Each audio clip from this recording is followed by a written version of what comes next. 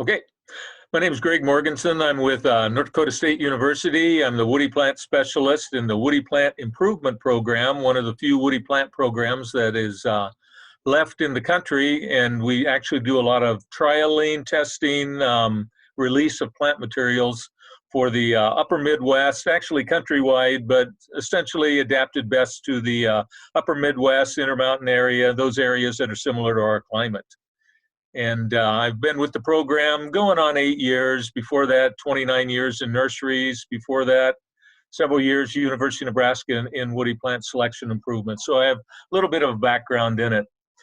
What I'd like to do is talk a little bit about our program and then just get into kind of a diversity of plant materials. Of course, both things we've released from the program and materials that some other programs that maybe have done well, looked well in our area. Our woody plant program has been around for quite a while, since '71. If you guys have heard of Dr. Herman, Dr. Dale Herman, he initiated the program in '71. He retired in 2010, and Dr. Todd West took over as the Woody Project leader at that time, and we've just continued with the program in trial and release of plant materials. There's a lot of need for diversity in our areas. Of course, everybody's familiar with our loss of tree species, but we also need diversity. We've got quite a stressful climate, as you guys have in your area. They need to be stress tolerant, adaptable, winter hardy, pest resistant, plants for use in northern U.S. and prairie Canada. More and more, a lot of our materials actually go across the border into the Canadian prairie provinces, which like our program a lot and use our plant materials also. Many of the commercially available cultivars are not really suitable for our climate, zones 3 and 4. We have low annual precipitation, very low in the central plains here, anywhere from about 12 to 24 inches. So we're lacking on moisture, high soil pH levels throughout the region. I'll mention that a little bit later here. As I mentioned before, the diseases and insects, we've lost a lot of tree genera, notably ash now ongoing, elm, spruce. We have a lot of spruce problems, pine, especially pine wilt nematode with Scotch pine and other introduced hard pines in the eastern part of the plains. So we're losing a lot of materials, a lot of species, a lot of cultivars. So we need to work at widening that palette of materials that we have. And we do trial of additional genera that are not presently or very little used for potential zone 4 with warming temperatures. As our climate has warmed, we have found we're now able to grow a number of species that were borderline or did not grow for us previously. And then another thing that I'm really looking at and may be applicable to your area as well of ours is rootstock usage for white oak group species to diversify oak usage. White oak group species, I'm meaning swamp white oak, white oak, those species that have a very hard time responding to our high pH levels. A little bit about native plant density, and certainly this is applicable to the eastern Colorado area. The big thing to get from this chart is if you look at the brown and dark brown, that's much less density of woody plant materials in these areas. So the whole central plains from Canadian provinces down through Texas is very limited in woody plant density. That extends into that eastern areas of Montana, Wyoming, Colorado. So we're really needing more plant diversity and species for those areas, and that's what we work on. A lot of our work is done at our horticulture farm at Absaraka, North Dakota. That's about 35 miles northwest of Fargo, where I work out of during the week. And we have a 60-acre research and trial farm in that area. So it's kind of a little gem in the midst of corn, sugar beet, and potato fields. And then you have this magnificent arboretum in that setting. So it's fun to work out there.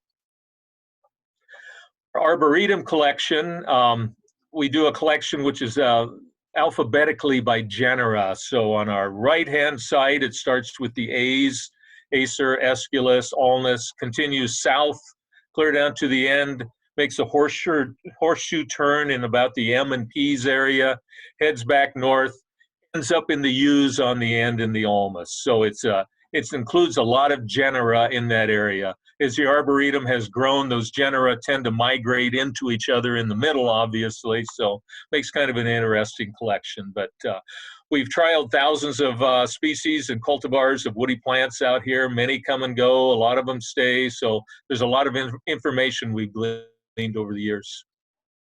We also have peripheral plantings around the Arboretum. This is one we call our industry block or nursery block, and we cooperate with a lot of the major and smaller nurseries from around the country to trial their plant material in our Zone 3B 4A climate. They tend to send materials they kind of feel we're at the end of the world for some reason, and we can really give them a cold hardiness testing and a high soil pH testing on our grounds out here. So it's very useful to them to see how their plant material performs in climates other than the ideal climate of the Midwest and Eastern U.S.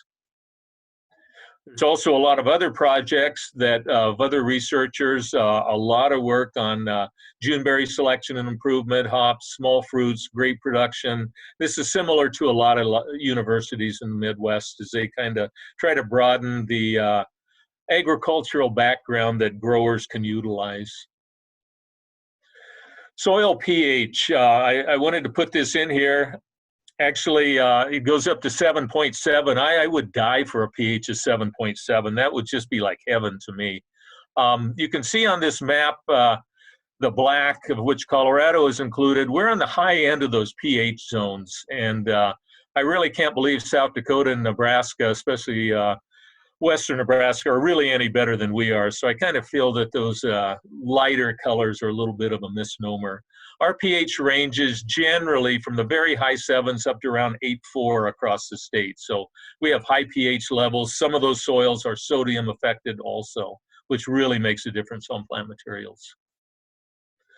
In towns, you guys are all familiar with soil pH-induced chlorosis. Some species are very, very susceptible. Everybody in the U.S. wants to grow their Freeman maples. And in our area, they all turn brilliant yellow, which is real attractive as you drive down the streets with all these bright yellow trees. But other genera and species are very tolerant. In the foreground, on the picture on your left, is philodendron. It doesn't mind it at all, and you can see behind and in the upper right picture, elms tend to love pHs in the 8s. In fact, it doesn't even slow them down. We'd like to slow down elms somehow, and soil pH obviously is not one of the ways to do that. We get chlorosis in a number of species. Of course, a lot of the maples, the reds and Freemans, and why people try to grow them, I'm just not even sure.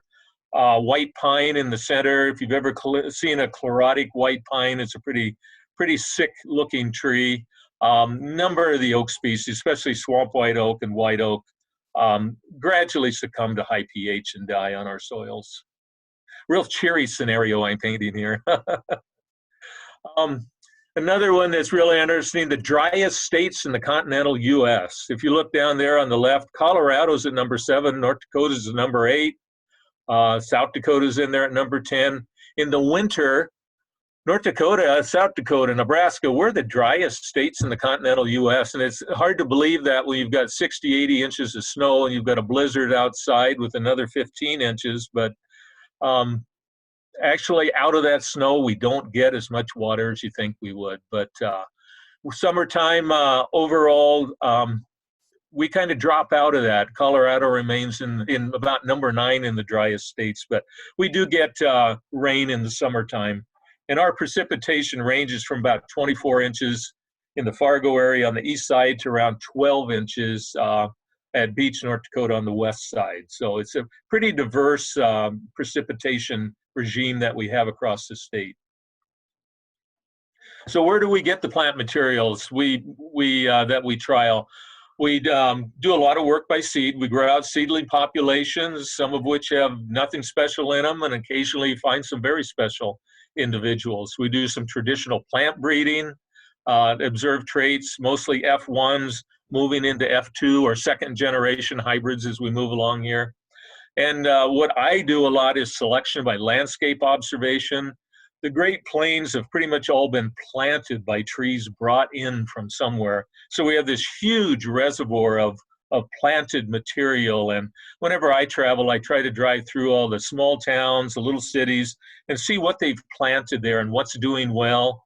Are they performing better than some of the cultivars that are out there? Could they do well in our area? And we'll propagate a number of those plants and try them in our area. And this is kind of similar to what Michael Durr has done in his tree selection. And he has you can look up a little article by Durr just called Selection by Serendipity. It's basically driving around and looking for trees. And that's really a way a lot of the new cultivars are brought into the nursery industry. We like to think it's real technical and we're breeding and we're splicing genes and all that. But basically we're out there driving around looking for new plants. There's a lot of seed source and seed lot variation. Redbud, which really isn't thought of a tree for the north here. There's quite a lot of variation in hardiness. Swamp white oak in the lower picture. You can see the one individual tree from the same seed lot, how it has performed compared to other trees from that seed lot. So there's a lot of variation that we can capture in seed lots. We do long-term observation of selected seedlings. This is one that I had started way back in about the year 2000, Northwest Minnesota sugar maple seed source. The further you can get with sugar maple to the west and to a degree to the north, the better adapted it is to prairie and plains conditions. So by about 2002 in a container, this tree was red before any of the other plants. And as it moved along, you can see every year on just about the same date, this sugar maple shutting down a full 2 to 3 weeks before other sugar maples in the area and others that we have tried. So, and it was actually released from the program in 2015 as September Flair. You can just set your calendar to it on the day that it will be turning. We do seed lot observation, just as an example. This is one that I'm probably not going to continue with, but these are Freeman maple seedlings, about 3,000–4,000 of them, planted out, grown for 2 years in a nursery. Go through and select maybe 15–20 out of those that may have superior traits. We grow those out, observe them for another 10–12 years, excuse me, and just see if there's anything that we really want to retain out of those seed lots. We do some traditional breeding, as I mentioned. Dr. West is interested in magnolia breeding. We work with we were working with a breeder in Green Bay. He has since passed away, but trying to combine hardiness with flower color in moving some of the magnolia cultivars into zone 4B and 4A. And then, as I mentioned, I do a lot of selection by landscape observation. And it's just basically looking at trees that are already established out there and have been through many, many years of -30s, -35s, excuse me, crappy soils. We're looking for form, foliar characteristics, something that's going to be useful in the long run. And as I mentioned, those are propagated and trialed and see how they perform in the future. As an example, I grew up in Kansas and southeast Nebraska. Redbuds were everywhere. My father always had a redbud out in the yard. Moving to North Dakota, you know, they were non-existent. So generally thought of as a zone 5 plant, 4B in some sheltered locations. But over the past 30 years now, in South Dakota, Minnesota, I found a number of trees in zone 4A in a number of places. And they have, I try to look for plants 25 to 30 years old or much older, and they have endured lows of -30 multiple times. So it's kind of what I look for in those. So these are some of the examples. A few of these are in South Dakota. Excuse me. This is my wife standing beside one in South Dakota. I call her my standard-sized wife as a standard of comparison. So she gets into all my pictures. She doesn't like to be included in them, but I say, well, you're 5'6". We know how tall you are, so you'll be the standard of comparison on all of these. So, but there's a lot of materials out there, and we've propagated these and trialed a number of them. We also do some seed lot growing out of these also. And there's a lot of differences in seed lots of a number of these. You can see on the left the much larger, robust seedlings in the background compared to another source which has died back considerably in the foreground. And our past graduate student, Catherine, was very interested in redbuds and was always wanting to accompany me on these little excursions to go out and collect. So when we do get one that we like, we trial it, trialed by nurseries. They'll propagate it, see how it grows compared to other cultivars, how it holds up in their production regime. And one of our first ones released is Northern Herald Redbud. It's being propagated by J. Frank Schmidt Nursery, Hidden Hollow Nursery in Tennessee. It's got a zone 4B hardiness, which is a step improvement at least over a lot of the other redbuds. But what we really like about it, it's got a very, very heavy leaf texture, and it helps to relieve or prevent some of that summer leaf desiccation that you get on redbuds a lot. So it's a very, very heavy, leathery leaf on it. And that's available now from Schmidt Nursery in Oregon. A species which had not been utilized previously in production is Ulmus hirsuta, or Manchurian alder. I've got a bug in my throat here.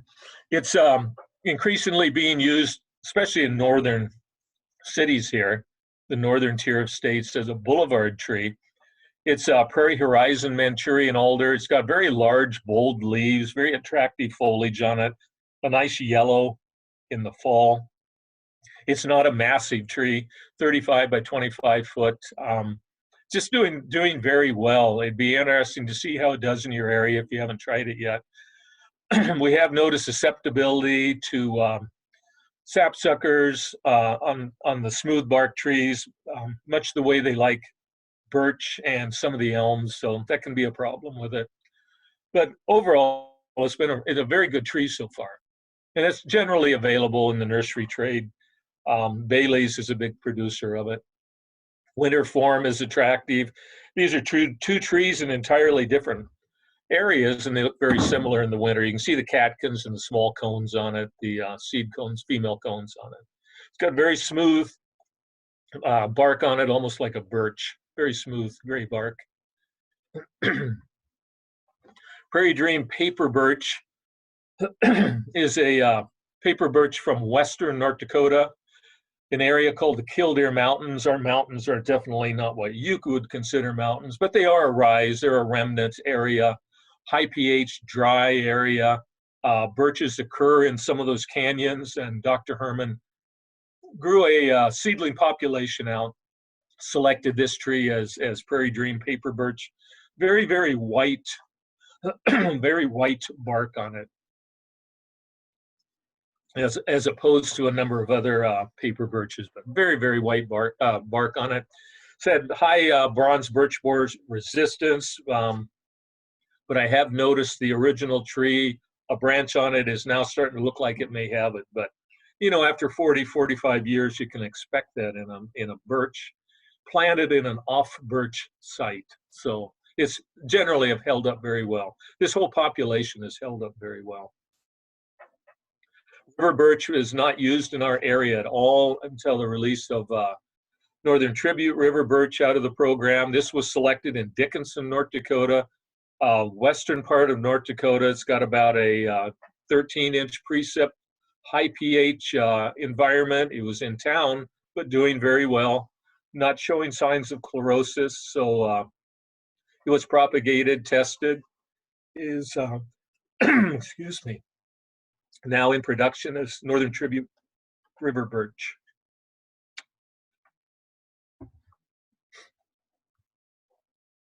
It's got an attractive bark on it, very exfoliating, very peeling bark, nice glossy green foliage. So, and it is available now from West Coast producers. I believe Schmidt's, Bailey's, Heritage Seedlings all have it now. Coda Pinnacle, very upright Asian white birch, very unique in its form, pretty well available nationwide now. Retains this form naturally. Very nice foliage on it.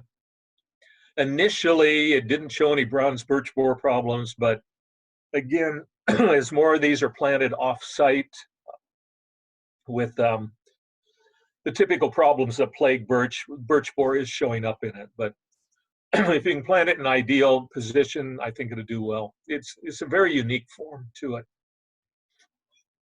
A new release, pretty limited production, is called Cinnamon Curls Korean Birch.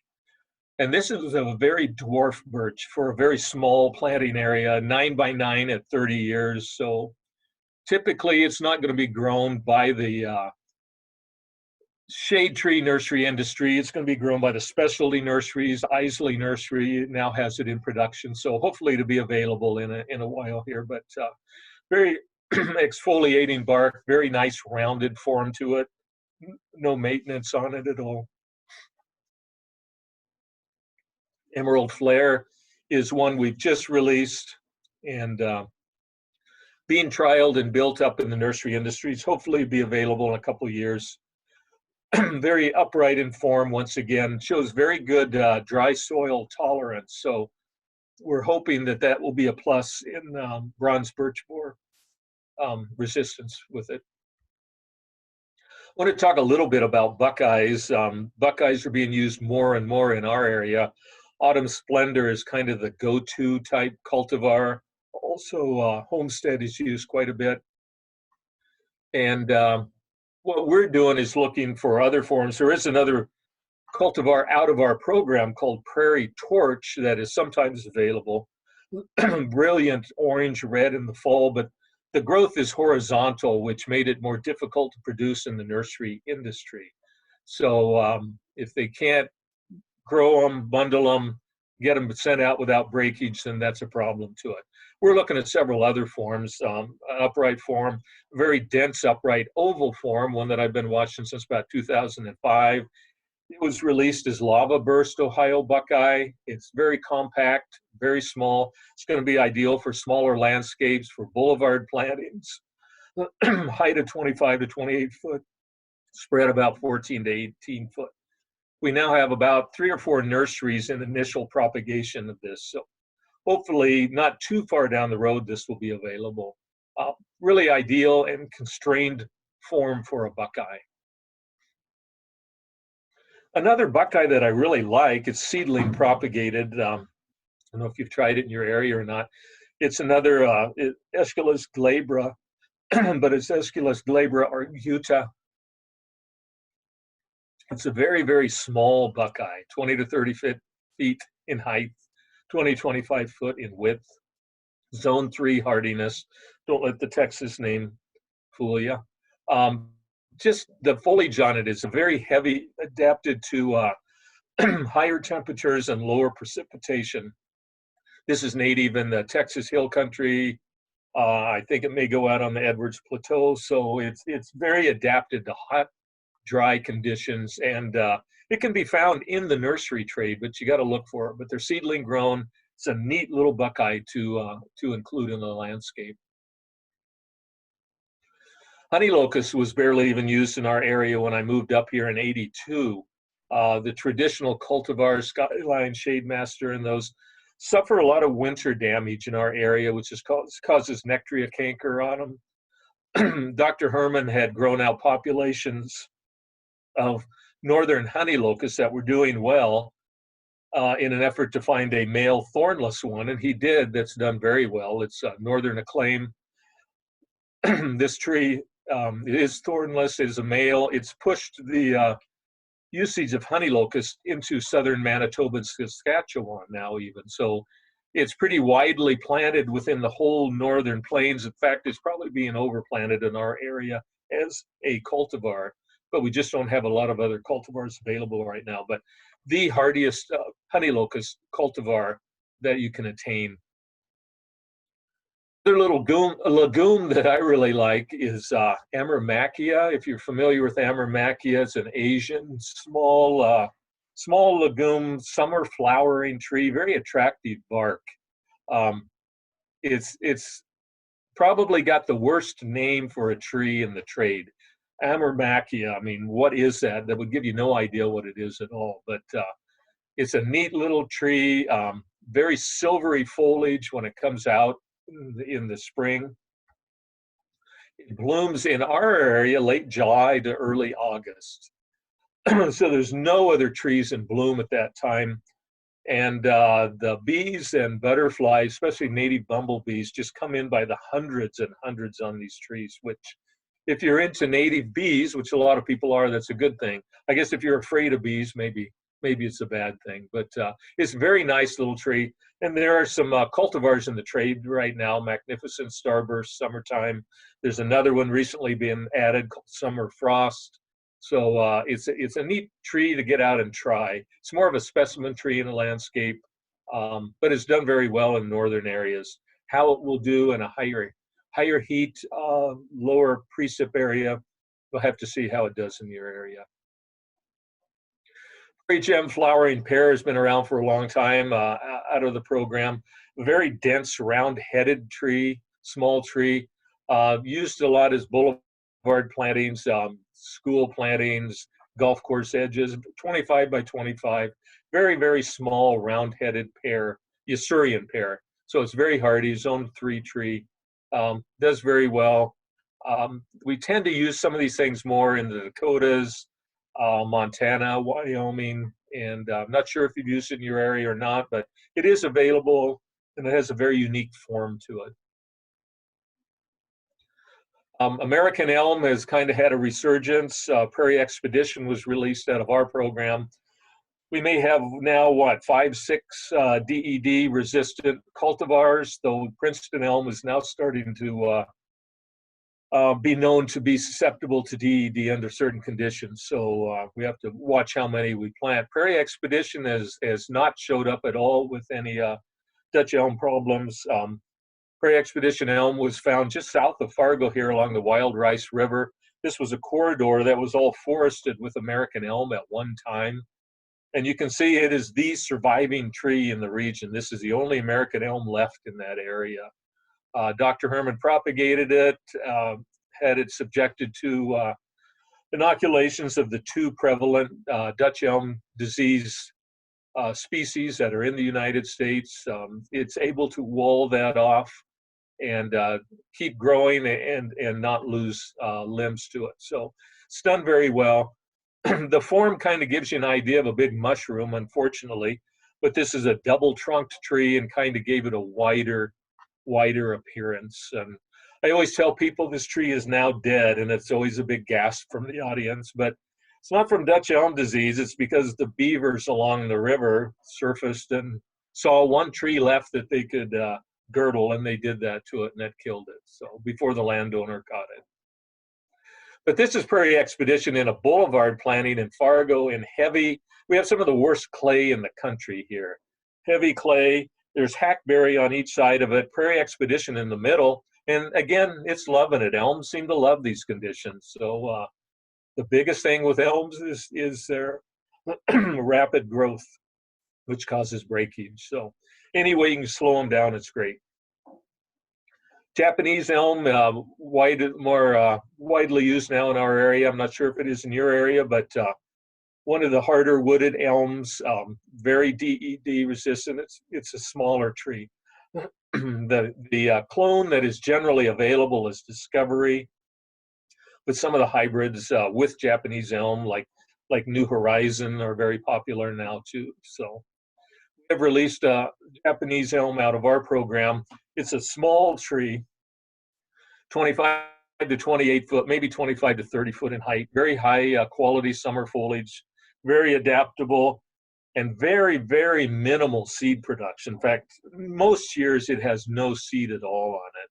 We were trying to do crosses with it, and it's just hard to find viable female flowers on it, which is a good thing. So it's a very nice small tree, nice smaller boulevard tree, landscape tree. The unique thing is it doesn't turn yellow in the fall. It turns this kind of apricot into a reddish orangey color. And in a long fall, it will actually be kind of a burgundy color to it. So very attractive fall color on it.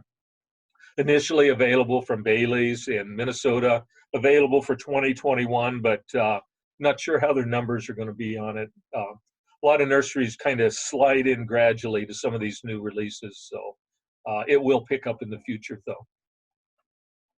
If you want a lot of information on elms that do well in zones 3 to 5, we do have a publication out of our extension. Came out last year, just elms for North Dakota, but it's applicable to the whole central region of the U.S. So if you want further information on a lot of cultivars on how well they have done, that's one you can look up. Oaks, of course, everybody's favorite tree is the oak. Well, maybe not everybody's, but certainly one of mine. And Prairie Stature oak is released out of our program. It's a cross, natural cross between Quercus robur, the English, and Quercus alba, the white oak. And it's done surprisingly very well in our area, probably because of the Quercus robur or English oak influence, which tolerates very high soil pHs. Got very nice foliage, green color in the summer. Winter or fall color is an orange red. It calipers up very quickly in a landscape. I'm amazed when I look at these newly planted trees how quickly they caliper up for people. Northern Plains bur oak, of course, one of my favorites. We have populations along all of our riparian areas, so they're up in well up in the zone 3 hardiness range, and across the whole region anywhere from 14 to 24 inch precip zone. So very adapted to our region. I call it Northern Plains bur oak. It is totally unlike oaks out of Illinois, Kentucky, Missouri, further east. It's smaller foliage size, smaller acorn size. Overall tree size is actually smaller too. Very high soil pH tolerant. They grow on, I've seen them growing on soil pHs up above 8.5 and doing very well. So very tolerant of just tough soil conditions. This one is just below an apartment I have here in Fargo, so I can set out on my deck and see it through the seasons changing. There's a few cultivars out on bur oak.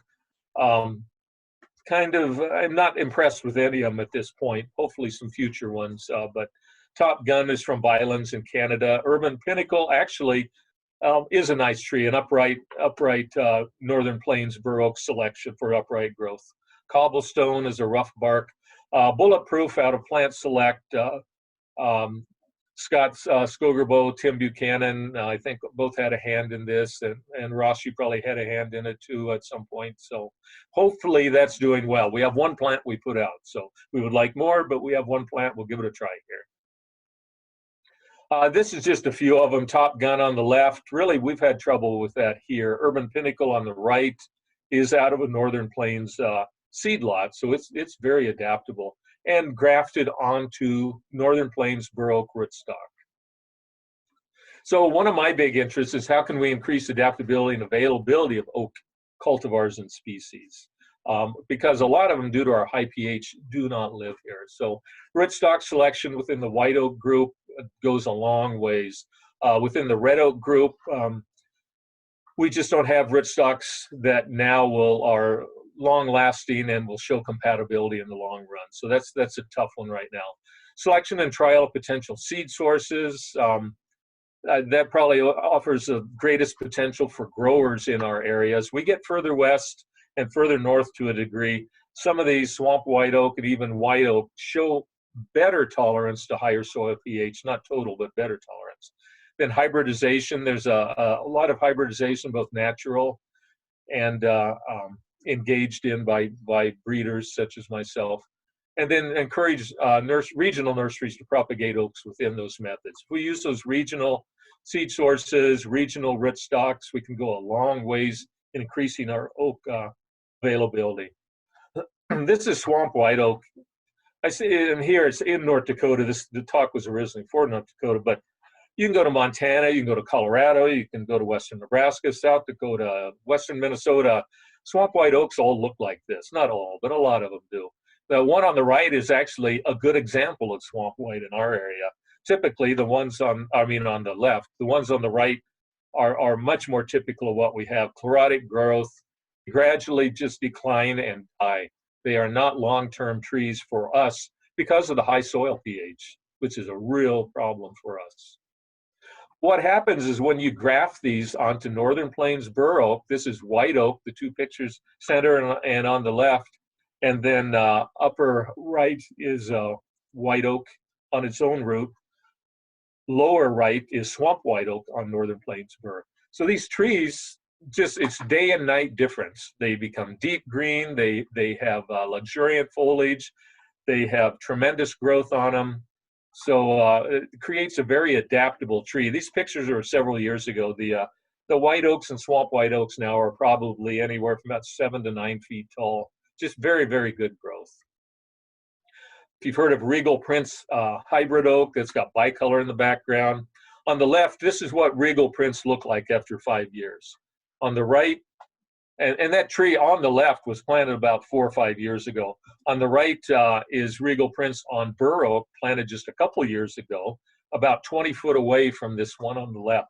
And you can see the difference in the foliage. It's just night and day. The foliage may look a little lighter on the top of the one on the right, but that's because the sun is coming through it. The center picture shows that foliage on that Regal Prince on bur oak. So we have a hybrid that was unusable before, which would be totally hybrid now if it was on a correct rootstock. So rather than bicolor, it needs to be put onto Northern Plains bur oak rootstock.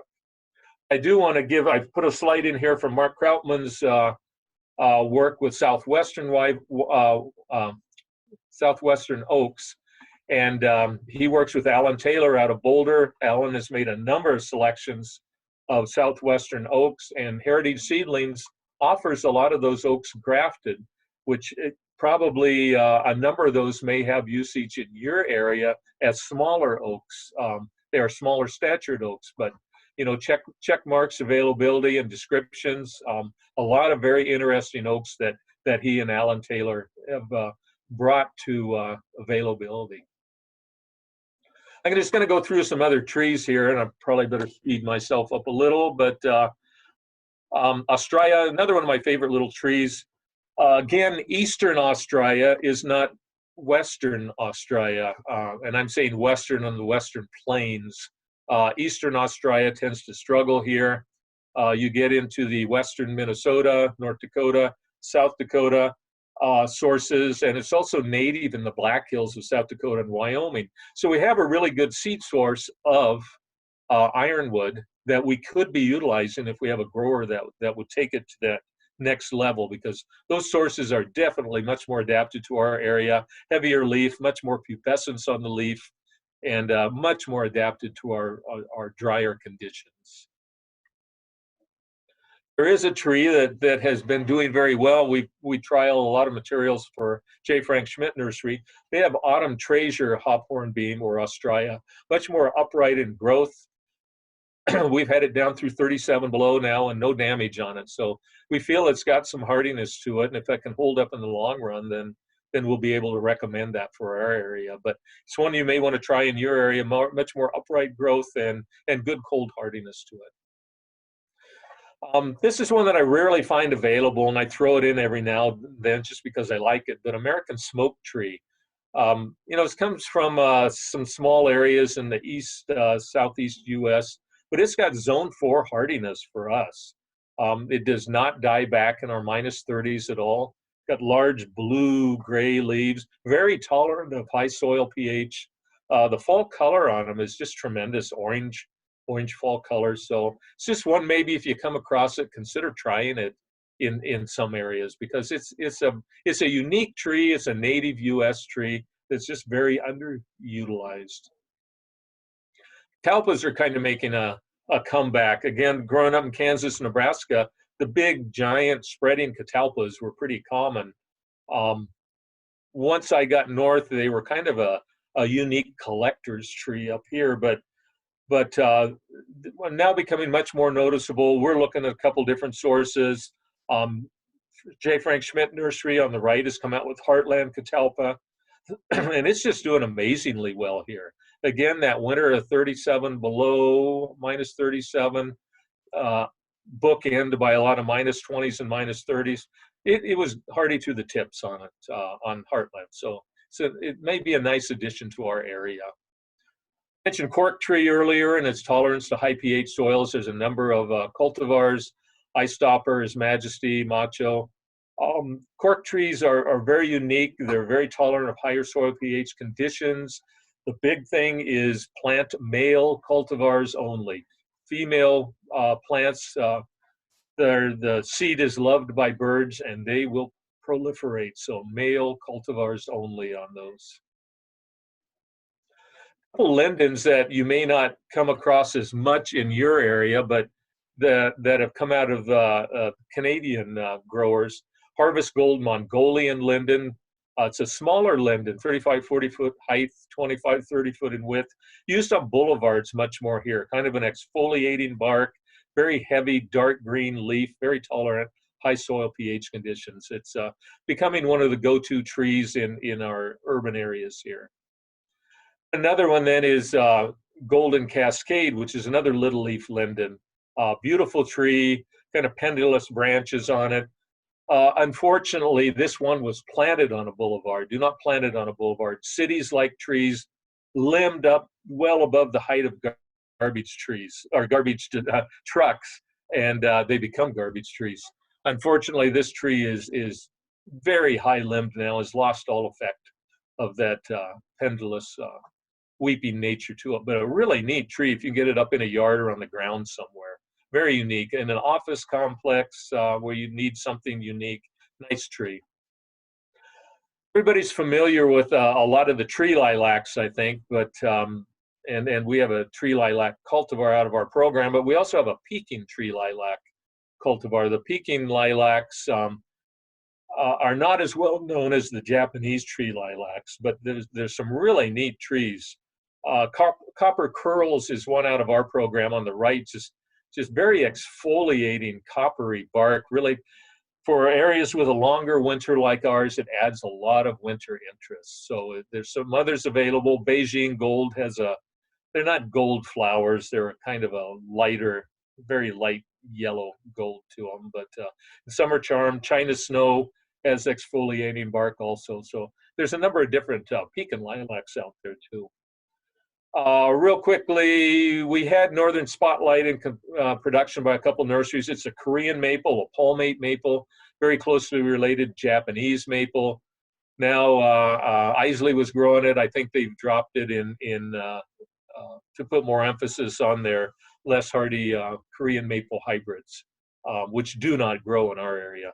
So, but this is a very winter hardy selection. It's gone down through -40 several times, but until it gets available, I can't push it a lot, but it is a very interesting plant. Everybody in our area likes sugar maples, and that's great. The biggest thing, as I mentioned earlier about sugar maples, you've got to go to the west end of their range and to the northwest edge of their range. And then trees do very well in our area. They do much, much better than red and Freeman maples. Sugar maple will be green on those sites where Freemans are yellow. Bailey Nursery introduced Fall Fiesta a while back with heavier leathery leaves.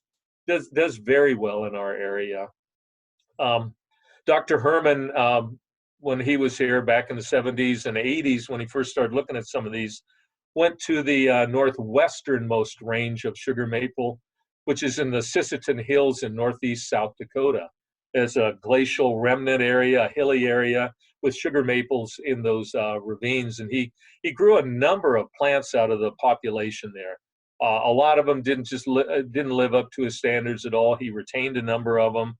And out of that population, he released Northern Flair sugar maple. So again, very heavy leathery leaves, very cold tolerant, adaptable to high soil pHs if grafted on the right rootstock. And I'll mention rootstocks in reference with another maple here in just a little bit.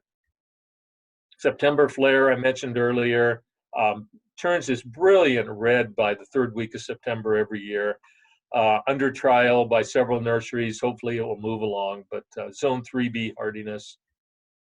You can see September 20th, My neighbors in Bismarck allowed me to plant their boulevard with sugar maple selection. So, and I wanted to compare to this, my red September Flair. So you can see the difference in it. It shuts down very, very early, and they get a free tree out of the deal. So they were happy. So, Jeffrey's Nursery in Canada, once the border opens up again, we can get trees here again, but they have Unity sugar maple and several other newer selections now. Extremely cold hardy, zone 3, A on some of them, 3B generally, tolerant to high soil pHs. So very, very good, good trees for our region. If you're looking for a smaller sugar maple, which has really done well for us, at least at our hort farm and in several other areas, this is a small sugar maple, very dense, one of those dense formed trees, only 25 to 30 foot tall, 12 foot wide, brilliant orange red in the fall.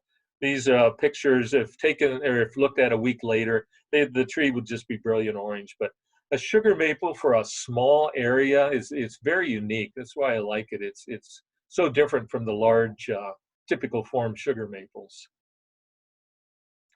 Then we've been trying several from Cato County, Oklahoma, several of the cultivars. Sugar maple, which was thought to be another subspecies, occurs out in central Oklahoma. In the I don't call them canyons, I call them draws, they call them canyons, but it occurs in those areas. Central Oklahoma, very warm, very hot, dry, prairie winds, tough soils. These surprisingly have been hardy for us here. Start shutting down in late September, earlier than the other sugar maples in our area.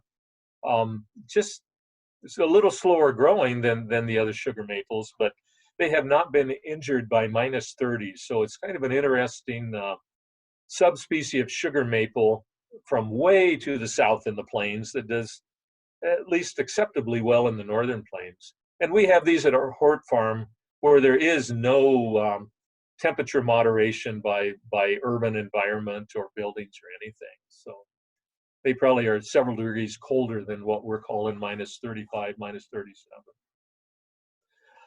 I'm going to mention canyon maple, and then in a wider range rootstocks. There's canyon maples, Acer grandis dentatum. I've collected clear up through Wyoming. Zone 3B hardiness do very well on on their own roots if they're seedling grown. You put them on sugar maple rootstock, and they tend to really suffer.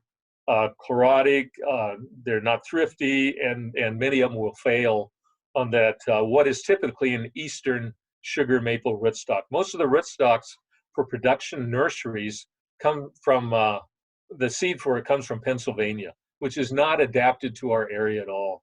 So my project coming up here as I retire is to start collecting these northern sugar maple ranges in western Minnesota, northwest Iowa, western Iowa, back to Sika Hollow in South Dakota, and see what species like canyon maple and some of the sugar maple cultivars will do on those rootstocks compared to the typical eastern sugar maple rootstock. So if you're utilizing Acer grandis dentatum, hopefully you're using regional seed sources on it. It's got a wide range. It goes from New Mexico way up into Wyoming, and I can tell you we've trialed the New Mexico source in our Arboretum, and they die the first winter when they hit -25. So whereas these from southwest Wyoming, -35, they breeze through it. So there's a lot of variation in these native species, and hopefully your native plant growers are utilizing that in your area. A few other maples, State Street, we really like it here. It's done very well. Nice clear yellow fall color for us. So it's one that we'll try, kind of recommend on a limited basis. Very nice, widely available. If you're not familiar with 3-flower maple, it's a close cousin to paperbark maple. Paperbark maple is a zone 5 plant, does not grow here at all. 3-flower maple has endured zone 3B temperatures easily. I've had it go through -40 several times in Bismarck. No damage at all. Brilliant fall coloration. What I really like on 3-flower maple, The bark is very birch-like. I think it's actually more attractive than paper bark maple. It reminds me more of a river birch in a way. A few conifers, and I'll finish up here. We plant spruce, Colorado spruce, by the millions in our state in conservation programs, in landscapes. And anytime you plant millions of anything, you start catching up on diseases. So needle cast, we've got 2 needle cast diseases. We've got cytospora on the trunks of them. But people, I mean, they have to have their spruce. That's just a requirement for living in the Dakotas, I think. But we don't recommend them, but people are using them. We have a release, Royal Splendor Norway spruce. We call it Norway. We think it's actually a hybrid between 2 species, northern Finland, Russia area. Zone 2B hardiness, very, very pyramidal, dense pyramidal in form. It's not typical of the species. Most of the Norways get those drooping old age branches on them that really get ugly. This remains a tight, upright form, medium to fast growth. It's available. Isley Nursery, Oregon Pride, Chester Farms. It's a nice, nice plant. We really like it. Here's a young one. You can see the growth on it. Very, very rapid. Short needles on it. Just a nice tree. The big unfortunate problem, it's green. Everybody's in their thinking blue is synonymous with spruce. So it's hard to overcome. One of the things I am looking at is Meyer spruce. It's an Asian spruce. It has so far in our area been resistant to the needle cast diseases. It does not seem to be as drought tolerant, but it does not come down with the needle cast diseases. So looking at that, I found a few kind of blue ones. We'll see how they do. They're being grafted by a production nursery now to see what they do. Trying to find a form that's similar to Colorado spruce. Meyer spruce is all over the planet in form. It can be just wide and fat to much more upright, and it's totally unpredictable from seed in form. But if we could get some cultivars that can be propagated so we know what we're going to get, I think there's a place for it in the future. Pinus Emirates, if you're not familiar with Pinus Emirates, it's a white pine from the higher areas of Europe, the Alps in Europe, extremely hardy, zone 3. Just a beautiful, beautiful tree. And let me see if I've got, I'll go back to that foliage on there. This is Prairie Statesman. It's bigger than the other Swiss pine selections. It'll get 45 foot tall. What we have noticed about the Pinus Emirates, and we've had several winters of intense winter needle burn on a lot of conifers, including Colorado's, ponderosa pine, everything. All cultivars, every cultivar we have, a Pinus Emirates, was virtually clean of any winter burn. We could not find a winter burn needle on them. So if you have areas of very high light intensity in the wintertime, prone to winter needle burn, it's really one for you to try. These are taken over a couple year period, some young ones on the left, and about 5 years later, again, my standard of comparison wife standing beside it there. So they grow fairly rapidly when they're established, and beautiful tree, very soft, very, very soft needles. So neat tree. Rocky Mountain Douglas fir, of course, common in your area, really not hardy in our area, surprisingly, except for some certain sources. And we have a source that we're utilizing as seedlings now that are planted in a cemetery that were originally planted as Colorado spruce from a nursery in Colorado, unfortunately, back in '49. So if any of you remember doing that, but within that population, it's been very hardy. We have a selection out of there that's very upright, very, very dense, bright green foliage form. It's called a Green Canyon Douglas fir, and that is in production with Oregon Pride Nurseries. Hopefully will be available here in the next few years. So there we go. On the inverse side of conifers, this is Blueberry Delight, common juniper, communis juniper, native throughout the whole very north temperate area and down through the Rocky Mountains. This is one called Blueberry Delight. It's meant to be grown with another one called Copper Delight, which is the male. Blueberry Delight's the female. But most nurseries just produce the female clone and not the male, so we're not getting the blue fruit on it. But the plant is very, very attractive. It's got very green needles, and they're very silvery underneath. So very attractive, small, native communis juniper. Does very well. Looks neat in winter plantings. Just throwing Dakota Sunspot Potentilla out there, still the most popular Potentilla up in our area. Very floriferous, one out of our program. Does very well. So with that, you can contact myself or Dr. Todd West at the program here for any questions you may have. Our cultivars are released and described on the Woody Plant website, which is with the Research Foundation. So if you just Google NDS Woody Plant Improvement Program releases, you'll get descriptions of all of our cultivars within that. So thank you very much. If you have any questions, feel free to contact us.